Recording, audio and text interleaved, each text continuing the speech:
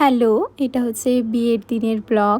আমরা খড়িকা চলে এসেছি। তারপর খড়িকা এসে স্নান করে রেডি হয়ে কিছু প্যাকিং ছিল করে বেরিয়ে পড়েছি বড়া যাওয়ার উদ্দেশ্যে আমাদের দেশের বাড়ি। সেখানে ছিল আমার দেওরের বিয়ে। আর এতদিন আমি ব্লগ দিয়ে উঠতে পারিনি, এডিট করা হয়নি তাই জন্য, আর তাই ভিডিও পোস্ট করা হয়নি। তো এই যে এখন চলছে আশীর্বাদ পর্ব, সবাই মিলে আশীর্বাদ করছে। মেয়ের বাড়ি থেকে সবাই এসছেন আশীর্বাদের জন্য, আর বাড়ির সবাইও করছেন আশীর্বাদ। এখানে আমিও আশীর্বাদ করলাম। তারপর একটু গায়ে হলুদ ছোঁয়ানো হচ্ছে, কেননা এখন মেয়ের বাড়িতে গায়ে হলুদের তত্ত্ব যাবে, তাই জন্য যাতে ছেলের গায়ে হলুদ ছুঁয়ে তারপর পাঠানো হয়।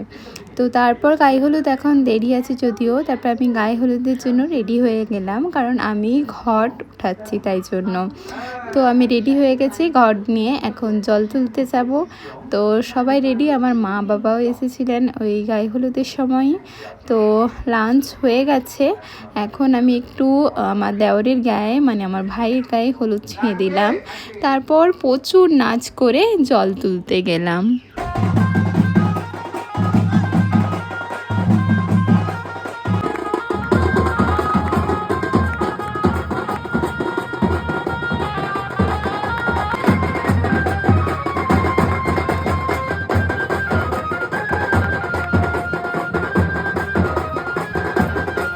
তারপর আমরা অবশেষে নাচ করতে করতে পৌঁছে যাই সুবর্ণরেখা নদীতে। আমাদের একদম বাড়ির কাছেই নদী সুবর্ণরেখা, ওখানেই আমরা জল তুলতে গেছিলাম।